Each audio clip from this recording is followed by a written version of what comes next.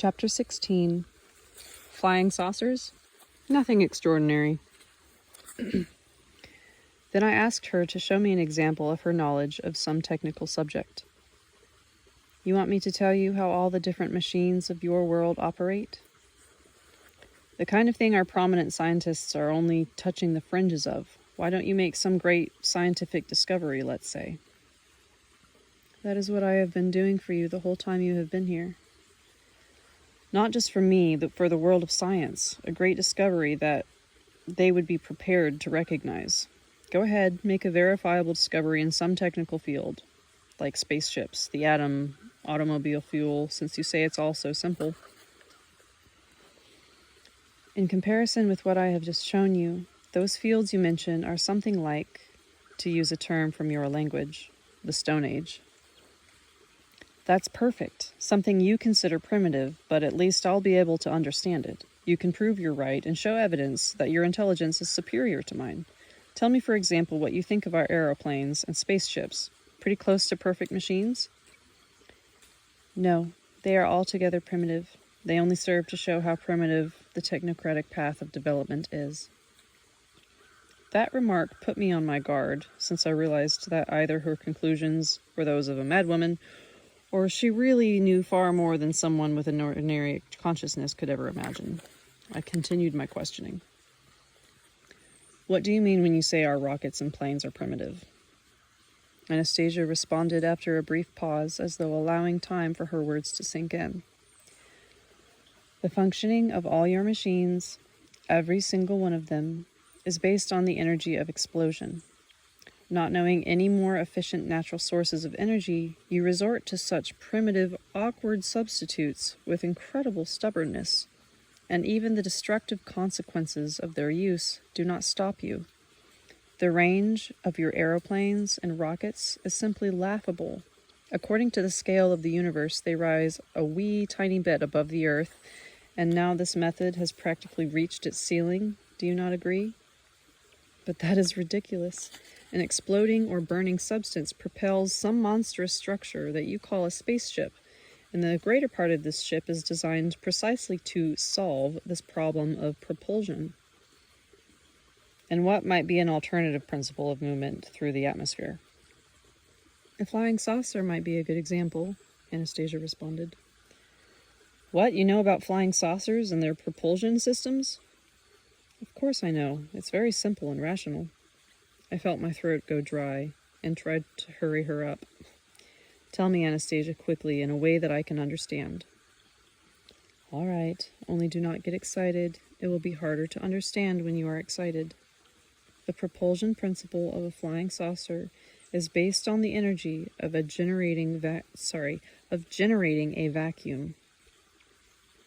How so? Be more precise. You have a limited vocabulary, yet I am compelled to restrict myself to it so that you can understand me. Well, I'll add to it, I blurted out in agitation. I'll add words like jar, lid, tablet, air. I began to quickly name all the words that just popped up into my head at that moment, and even let out a few swear words. Anastasia broke in. You need not bother. I already know all the words you can express yourself with, but there are still others, and besides that, there is a whole different method of conveying information. If I used that, I could explain everything to you in a minute. As things stand now, it may take an hour or two. That is a lot, and I really wanted to tell you about something else, something much more meaningful. No, Anastasia, tell me about flying saucers and their propulsion methods, and tell me about their energy carriers. And then once I understand all that, until I understand all that, I shan't listen to anything else. All right, she acquiesced, and then went on. An explosion occurs when a solid substance quickly changes under a definable influence into gaseous form, or when, in the course of a reaction, two gaseous substances evolve into something even lighter. Everyone, of course, understands this part. Yes, I replied. If powder is ignited, it becomes smoke, and liquid fuel becomes gas. Yes, more or less. But if you or your people had purer thoughts, and consequently a knowledge of the functionings of nature, you would have long ago become aware that If there is a substance capable of instant expansion and, through explosion, transformation into another state, the opposite process must also hold true. Footnote: many non-traditional scientists have criticized the generating of energy from explosion or the burning of fuel as unnatural and destructive.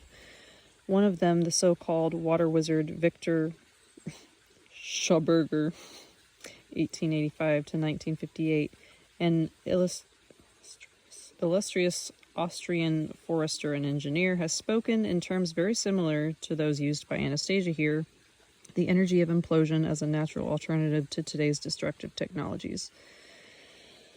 Schauberger has gained deep insights into the workings of nature and, among other things, was involved in research on the use of implosion, or energy from a vacuum, for propulsion. For a fascinating account of Schauberger's work in ecotechnology, forestry, water purification, and other areas, see Colum Coates' book, Living Energies. End footnote.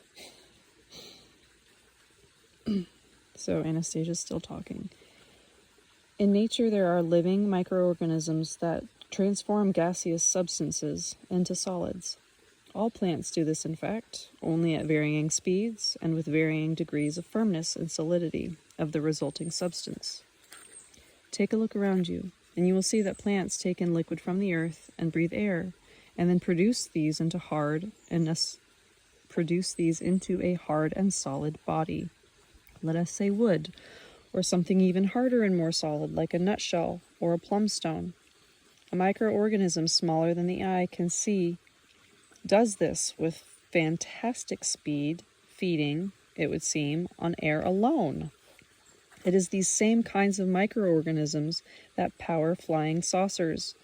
They are like microcells in the brain, only their operation has a very narrow focus. Their sole function is propulsion, but they carry out this function to perfection, and they can accelerate a flying saucer to 1/19th the speed of the average modern Earth dweller's thought.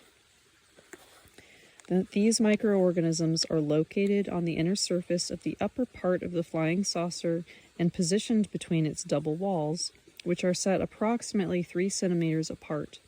The upper and lower surfaces of the outer walls are porous, with micro-sized pinholes. The microorganisms draw in air through these pinholes, thereby creating a vacuum ahead of the saucer. The streams of air begin to congeal even before the contact with the saucer, and they pass through the microorganisms. They are transformed.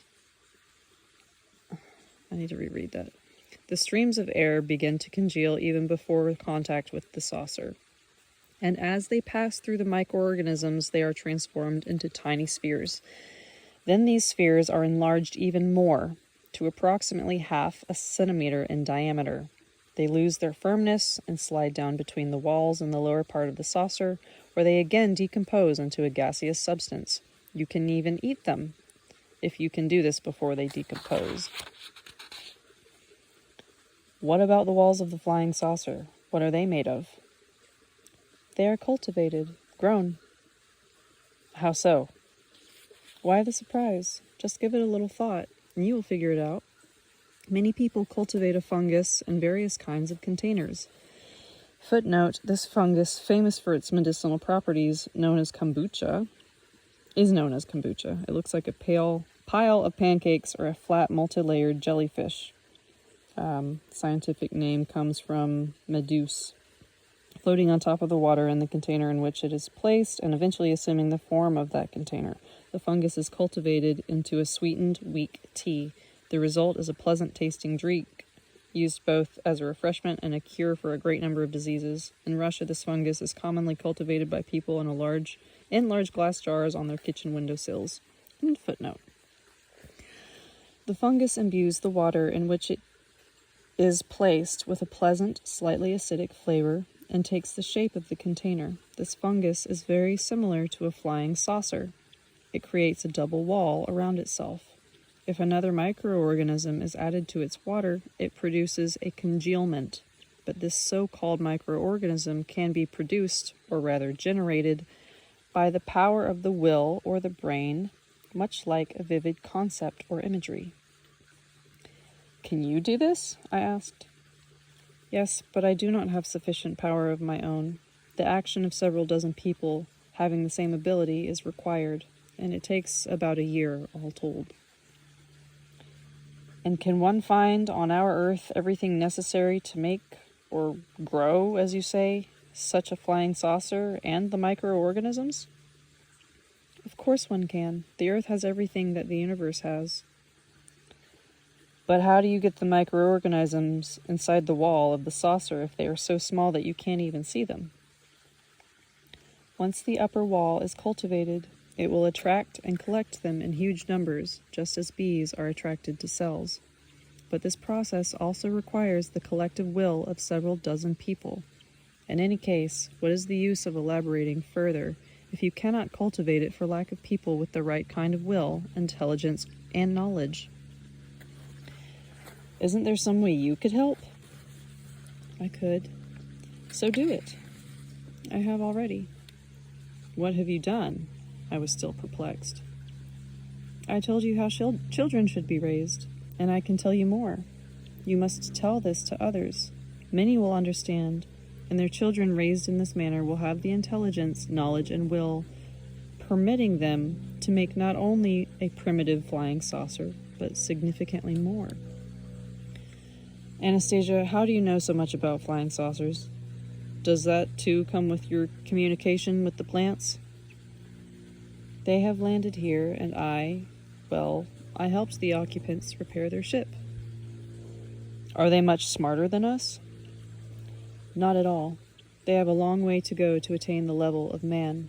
They are afraid of us, afraid to approach people, even though they are very curious. At first they were afraid of me. They trained their mental paralyzers on me, put on quite a show.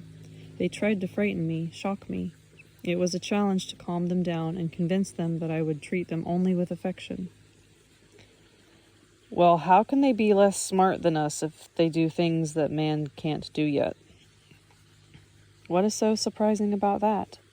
Bees, too, make incredible structures out of natural materials, including whole ventilation and heating systems, but that does not mean they are superior to man in intelligence. In the universe there is no one and no thing stronger than man except God.